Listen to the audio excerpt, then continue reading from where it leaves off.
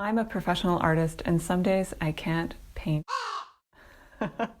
Hi, I'm Allison. I'm a professional-ish painter, artist who's been working with oil paints for 15 years.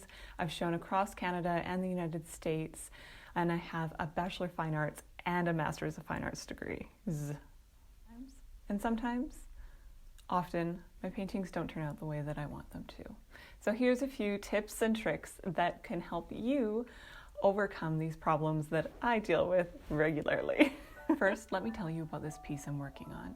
I wanted to create a cozy winter scene that highlights and celebrates the different colors that are in snow, because if you ever look at white, it is not just white. The composition was built from several different sketches that I've made at some point over the last year. I'm not really sure when. I knew that the figure in the foreground was going to be difficult, but I decided to keep it in. So here's my first tip. Draw your underpainting well. This is something that I often don't do, and it is going to save you a lot of trouble along the way. So there's two things that you can do here to help you draw your sketch well onto your canvas. First off, use the grid method. You can see here on my sketch that I have drawn grids over the sketch so that I know proportionally where different things are located at which intersections of the lines. Then I've gone and moved that grid onto my canvas so that I can easily increase the size of the sketch. Unfortunately, I was moving a little bit too fast and wasn't spending exactly the amount of time I needed to be doing for that painting, so it didn't go that well. The other thing you can do, and this is something that I've been meaning to do for a long time, you can use a projector.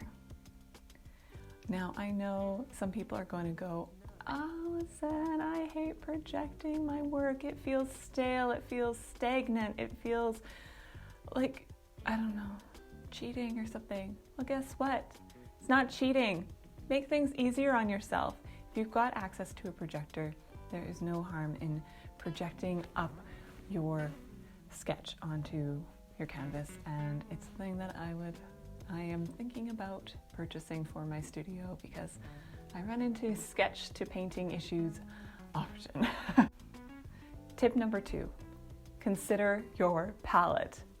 Look at the entire piece when choosing colors. If you stray from the palette and add an unexpected color, does it help or detract? As you can see in this painting, the way that I was handling the figure had these colors that were in no way in relation to the other colors in the painting, and they drew the eye enormously. So keep to your color palette. If you need to add something that's exciting, do so, but make sure that it's in service of the painting, not detracting from it. Tip number 3, Control Z. Undo, delete, get rid of. I'm not saying to throw your piece in the garbage, but get rid of what's not working.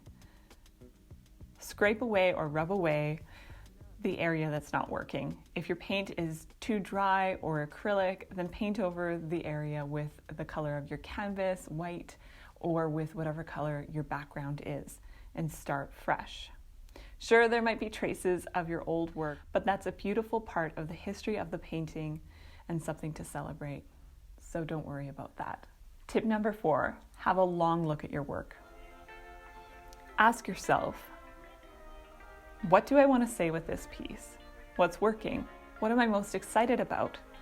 And then consider the elements that aren't working. Is the element that's giving you problems necessary to the work? Was it adding anything? In the case of my work, I almost always have a largish portrait style, detailed figurative element. But does this piece need that? I don't know.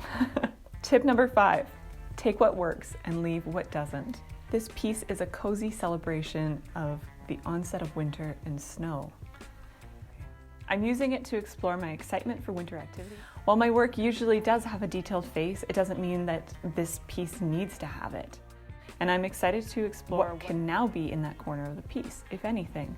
This decision could be seen as giving up or as lazy or something, or that I'm not skilled enough to make this painting some particular way. But I have nothing to prove. I know that I can paint figures successfully, and I don't need to show that here. The thing is that this piece will be more successful without that third figure in the foreground. And that's what's more important, to make a successful, stronger piece, even if it means getting rid of elements that you thought needed to be there. I want my paintings to be able to communicate successfully what they are trying to show, not just be a place to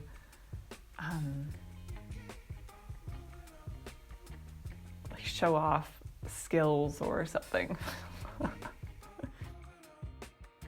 If you like this video, these weirdo tips, please consider subscribing. I upload a lot of vlogs and I will see you next time.